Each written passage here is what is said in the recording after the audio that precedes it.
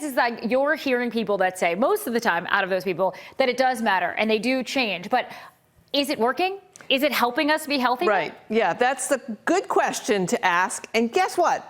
I spoke with Dr. Rachel. I talked with Rachel. I don't know the answer. With Rachel Goldman, Dr. Rachel Goldman. She's a licensed psychologist and with the Department of Psychiatry in New York University School of Medicine. I asked her those questions.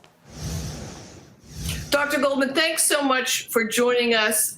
Look, we've been living with these calorie numbers up on the boards now for about 4 years. Do you think it's had an impact on choices we're making as Americans on what we're going to eat and what we're not going to eat? Such a great question. And I think it really depends on what we're looking at in terms of how it's helpful or not.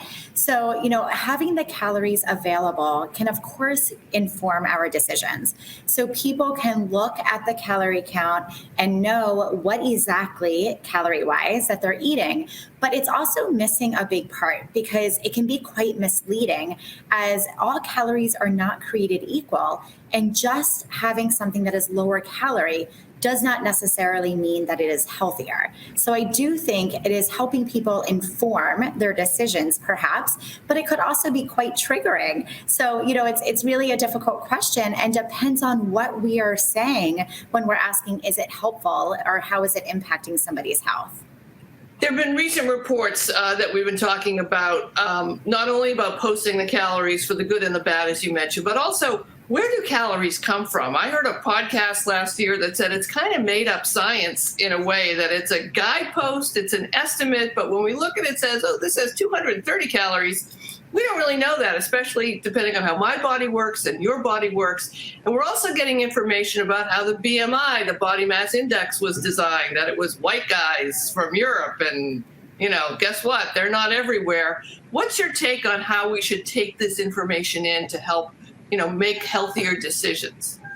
Yeah, so you're right. We have this information, and then it's like, what do we do with it? So, I think when it comes to calories, I'm a psychologist, I'm not a dietitian, but I like to remind my clients that it is just a number, just like the number on the scale. And then it really depends on each individual in terms of recommendations and what somebody, quote, should be doing or what is recommended for them.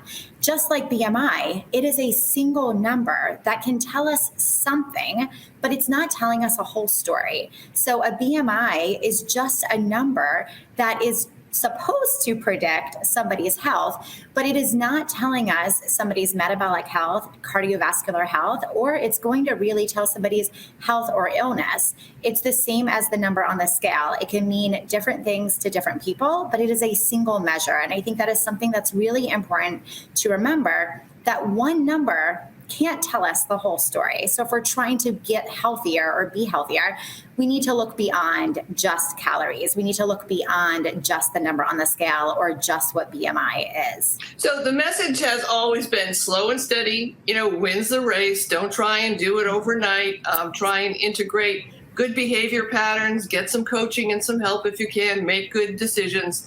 And I feel like we had made some progress, and then TikTok came along. And suddenly everybody on TikTok is, it's kind of like when I was growing up in the 80s, those infomercials that came on and told you, drink this powder, it'll be great for you and you'll lose 1 million pounds. How can we psychologically and emotionally and socially, how do we manage what we know is good for us, what experts are telling us is tried and true, just take your time, make adjustments, and then also process all of this overnight special fix magic pill stuff, which I guess we're just never going to be rid of? Yes, and I'm so glad you mentioned that, because I hear from people all the time. I saw this new diet on TikTok. I saw this on Instagram, and we need to be mindful of where we're consuming this information from. So, anybody can post on social media whatever they want, what works for them. And then I think it's important to remember what the science is saying and looking at where you're getting this information. Is it from an expert? Are they looking to the science? So we all want quick fixes, right? As humans, we don't want to wait. We're not patient.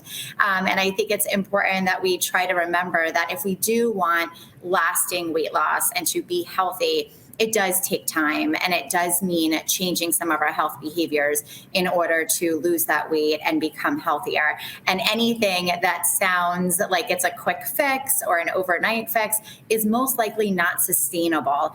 It might work in the short term, and most quote diets do work in the short term, but they're not sustainable, and they may also not be healthy. So it's important to just be mindful of where you're consuming that information. If you need to unfollow, block, mute some people or perhaps accounts that are giving perhaps misleading information or information that is not accurate, which I know is very difficult and can be hard at times. But it is important when it comes to our health as well as our mind to be mindful of that and to be careful of where